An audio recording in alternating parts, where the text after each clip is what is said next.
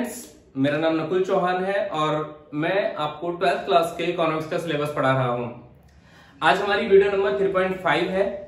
इससे पहले जो हमने वीडियो नंबर 3.4 बनाई थी उसमें हमने मॉनेटरी पॉलिसी के इंस्ट्रूमेंट्स पढ़े थे और उसमें यह पढ़ा था कि इंस्ट्रूमेंट का अगर उन इंस्ट्रूमेंट्स में किसी तरीके से चेंज आता है तो हमारी इकोनॉमी में मनी पर या फिर क्रेडिट पर किस तरीके से इंपैक्ट पड़ेगा, मनी को आरबीआई किस तरीके से इकोनॉमी में कंट्रोल करता है। आज हमारा इस चैप्टर का, बैंकिंग चैप्टर का लास्ट टॉपिक है जो है credit creation process. Credit creation process का एक दूसरा नाम भी होता है, इस क्रेडिट क्रिएशन प्रोसेस को मनी क्रिएशन प्रोसेस भी कहा जाता है। हिंदी में इसको हम साख निर्माण या फिर मुद्रा निर्माण की प्रक्रिया कहते हैं। जो क्रेडिट क्रिएशन प्रोसेस है, इस प्रोसेस को समझने से पहले आपको दो टर्म परफेक्ट आने चाहिए। पहला, प्राइमरी डिपॉजिट क्या होती है और दूसरा, सेकेंडरी डिपॉजिट्स क्या होती हैं। अगर मैं प्राइमरी डिपॉजिट की बात करूं तो मैंने डिपॉजिट्स के बारे में स्टार्टिंग क्लास में बताया था। जिन भी लोगों ने अगर वो क्लास नहीं देखी है तो पहले उन क्लास को देखो, आपको प्राइमरी डिपॉजिट और सेकेंडरी डिपॉजिट्स का पता लग जाएगा। मैं एक बार फिर से इसको रिपीट करवा रहा हूं। प्राइमरी डिपॉजिट का मतलब बैंकों में जो हमारी डिपॉजिट्स हैं जिसके बेस पर बैंक लोन क्रिएट करते हैं, वो डिपॉजिट्स कहलाती हैं प्राइमरी। बट जब बैंक किसी को लोन देता है तो लोन देने के लिए उस पैसे को भी डिपॉजिट्स की फॉर्म में शो करता है, जो कहलाता है सेकेंडरी। एक्चुअल में ये जो हमारी कंप्लीट प्रोसेस है, मनी क्रिएशन या फिर क्रेडिट क्रिएशन प्रोसेस, ये पूरी प्रोसेस हमारी प्राइमरी डिपॉजिट से रिलेट करती है। जब तक हमें प्राइमरी डिपॉजिट नहीं पता होंगी तब तक हम ये पता नहीं कर सकते कि कमर्शियल बैंक्स कितने क्रेडिट को क्रिएट करते हैं। क्लियर है? तो आज का टॉपिक हम यहां फाइनली स्टार्ट करते हैं। मनी क्रिएशन की प्रोसेस जो है वो कमर्शियल बैंकों के द्वारा की जाती है। जो क्रेडिट क्रिएशन की प्रोसेस है ये हमारी कंट्री के कमर्शियल बैंक्स करते हैं। अब इस कमर्शियल बैंक जो है इस मनी क्रिएशन की प्रोसेस को कैसे परफॉर्म करेंगे? सबसे पहली चीज, कुछ एजम्पशंस हैं जो इस मनी क्रिएशन की प्रोसेस के लिए फॉलो करी जाती हैं। पहली एजम्पशन, हम ये मान सकते हैं कि हमारी इकोनॉमी का जो बैंकिंग सिस्टम है वो एक सिंगल यूनिट में है। और दूसरी एजम्पशन, हमारी इकोनॉमी का जो बैंकिंग सिस्टम है उसमें सारी ट्रांजैक्शंस कैशलेस होती हैं। कैशलेस मींस जितनी भी ट्रांजैक्शंस हम करते हैं वो अकाउंट के थ्रू पास करी जाती हैं। जो हमारी मनी क्रिएशन की प्रोसेस है, हमें ये मानकर चल सकते हैं कि सिंगल बैंकिंग सिस्टम में भी है, मल्टीपल बैंकिंग सिस्टम में भी है, बट 12th क्लास के लेवल पर हमें सिर्फ सिंगल बैंकिंग सिस्टम पढ़ना होता है। ये हमारी कंप्लीट प्रोसेस एक सिंगल बैंकिंग सिस्टम से रिलेट करती है। मल्टीपल बैंकिंग सिस्टम 12th में नहीं है, वो तुम्हारा ग्रेजुएशन के अंदर आता है। पहली एजम्पशन मैंने क्या बोली? पहली एजम्पशन, हमारे पास हमें ये पता होना चाहिए कि हमारा जो बैंकिंग सिस्टम है वो कैसा है। तो हमने क्या माना? हमारा बैंकिंग सिस्टम एक सिंगल बैंकिंग सिस्टम है। दूसरा, जो हमारे बैंकों के अंदर ट्रांजैक्शंस की जाती हैं वो ट्रांजैक्शंस कैसी होंगी? ट्रांजैक्शन को भी हमने माना कि ट्रांजैक्शंस जो है वो सारी की सारी कैसे करी जाएंगी? चेक्स के थ्रू या फिर अकाउंट्स के थ्रू। मतलब जितने भी ट्रांजैक्शंस होंगी, रिसिप्ट्स हैं, चाहे कोई भी पेमेंट है, वो सारी बैंक के थ्रू पास करी जाएंगी। इकोनॉमी हमारी एक तरीके से कैशलेस मानी गई है। क्लियर है? तो जब तक इन दो एजम्पशंस को हम फॉलो नहीं करेंगे तब तक हम इस कंप्लीट पूरी प्रोसेस को नहीं समझ सकते। तो ये दो एजम्पशन सबसे मेन है। नेक्स्ट, इसके बाद अब आता है क्रेडिट क्रिएशन है क्या। जब इन दो एजम्पशंस को हम फॉलो करते हैं तो बैंक क्या करता है, जब हम बैंकों के अंदर पैसा जमा कराएंगे, मतलब जो हमारी प्राइमरी डिपॉजिट है, तो बैंक उन प्राइमरी डिपॉजिट के बेसिस पर उधार देना स्टार्ट करता है। भाई मैंने अपने बैंक के अंदर कुछ पैसा जमा कराया, फॉर एग्जाम्पल मैंने अपने बैंक में 1000 रुपीज डिपॉजिट कराए। जब मैंने ये डिपॉजिट कराया तो बैंक के लिए ये कौन सी डिपॉजिट है? प्राइमरी।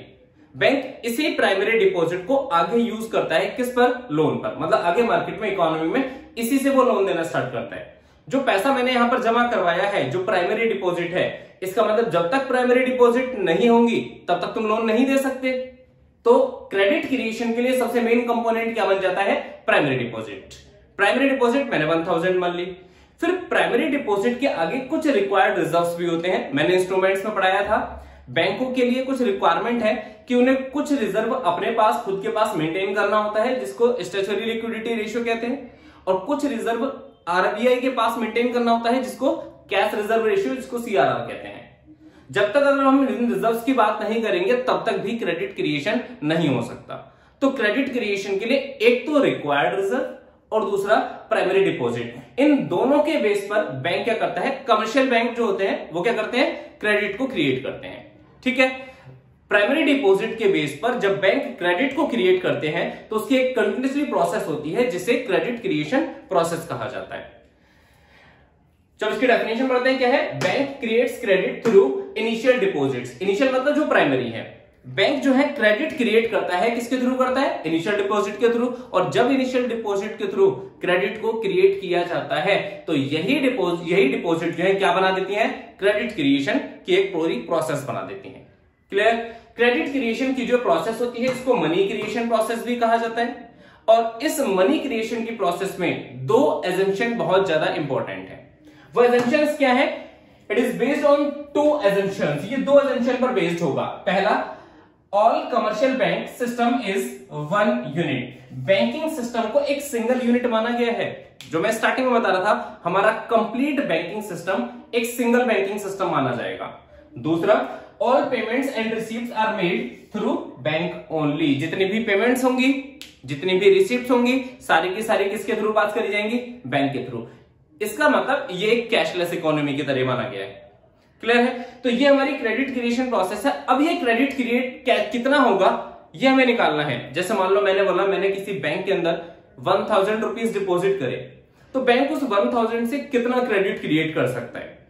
एक्चुअल में जो 1000 से क्रेडिट क्रिएट करेगा, ये क्रेडिट डिपेंड करता है उसकी प्राइमरी डिपॉजिट्स की वैल्यू पर और प्राइमरी डिपॉजिट के साथ साथ उसके रिक्वायर्ड रिजर्व्स पर। देखो फॉर एग्जांपल हमने माना बैंक ने, मैंने यहां पर एक टेबुलर एक्सप्लेनेशन लिखी है जिसमें सबसे पहले मैंने लिखा फेसेस। हम ये मानकर चल रहे हैं कि कुछ फेसेस आते हैं बैंक के सामने जिसमें सबसे पहले बैंक के पास कुछ अमाउंट डिपॉजिट होता है। ये जो अमाउंट डिपॉजिट हुआ कितना? 1000।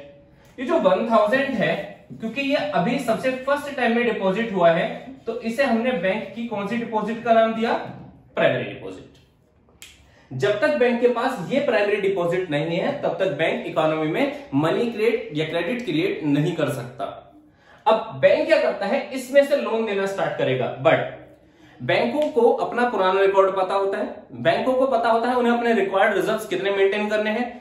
जब तक इस 1000 में बैंक इस 1000 को कंप्लीटली लोन पर नहीं दे सकता, जब तक इस 1000 में से कुछ पैसा अपने पास वो रिजर्व में मेंटेन नहीं करेगा। रिजर्व में कितना मेंटेन करना है ये डिपेंड करता है कि रिक्वायर्ड रिजर्व्स कितने हैं, आरआर की वैल्यू कितनी है, चाहे वो एसएलआर है, चाहे वो सीआरआर है, कुछ भी हो। मैं सिर्फ ये बोल रहा हूं बैंकों के लीगल रिक्वायर्ड रिजर्व्स जितने होंगे, इन रिजर्व्स का एक परसेंटेज होता है। फॉर एग्जांपल ये परसेंटेज जो है ये दे रखा है कितना? 20%। ये क्या शो करता है कि बैंक अपने जो कैश के रिजर्व्स है ना वो 20% तो अपने पास हमेशा सेफ रखेगा, हमेशा अपने पास मेंटेन करेगा। जो बचा हुआ पैसा है उसको मार्केट में वो क्या कर सकता है? लोन पर दे सकता है। अब पता है बैंकों के पास प्राइमरी डिपॉजिट 1000 है। इन 1000 के बेसिस पर अब बैंक लोन देना स्टार्ट करेगा। बट जब बैंक लोन देगा तो लोन देने से पहले अपने रिजर्व मेंटेन करेगा। बैंकों ने क्या करा? 1000 में से रिजर्व मेंटेन करे 20%। और अगर मैं 1000 का 20% निकालूं तो 1000 को 20% कितना आता है? 200। तो बैंकों ने इस 1000 में से 200 रुपए क्या करे? अपने पास रिजर्व में मेंटेन करे। जो बचे हुए 800 रुपए हैं बैंकों ने क्या करा? उसे लोन पर दे दिया। अब लोन के बारे में मैंने बताया था कि लोन जब भी किसी पर्सन को दिया जाता है तो वो कैश में नहीं मिलता, वो उसके अकाउंट में डिपॉजिट हो जाता है। और अगर अकाउंट में डिपॉजिट हुआ तो बैंकों ने जो 800 रुपए दिए, एक्चुअल में ये 800 रुपए डिपॉजिट को क्रिएट करेंगे। क्योंकि ये पैसा सिंगल बैंकिंग सिस्टम में है तो और इकोनॉमी में सारी पेमेंट उसी बैंक के थ्रू पास करी जा रही है, तो इस बैंक से पैसा कहीं दूसरे के पास नहीं गया, ये पैसा बैंक के पास ही अवेलेबल है। अब बैंक इसको क्या करेगा? आगे लोन पर देना स्टार्ट करेगा, क्योंकि बैंक की ये भी एक डिपॉजिट है। अब बैंक इसमें से 800 में से अपना फिर से रिक्वायर्ड रिजर्व मेंटेन करेगा। 800 में से रिक्वायर्ड रिजर्व कितना? 20% अगर हम निकालें तो 160। और अगर 800 में से 160 रुपए उसने मेंटेन करे अपने पास, तो इसका मतलब जो रिमेनिंग बैलेंस है उसको क्या कर सकता है? मार्केट में लोन पर दे सकता है। 800 में से अगर हम 160 माइनस करें तो 640 रुपीज ये अमाउंट है जो बैंकों के पास क्या है? लोन की फैसिलिटी के लिए अवेलेबल है। अब बैंक 800 में से इतना लोन दे सकता है। अब बैंक ने जो 640 रुपए लोन पर दिए तो लोन का ये जो अमाउंट है फिर से किसी पर्सन के अकाउंट में डिपॉजिट करा होगा, तो इसने फिर से डिपॉजिट को क्रिएट करा 640 रुपीज को। 640 में से फिर से बैंकों ने कैश रिजर्व मेंटेन करे। अगर मैं इसका 20% निकालूं तो 128। 640 में से अगर हम 128 माइनस करें तो 512।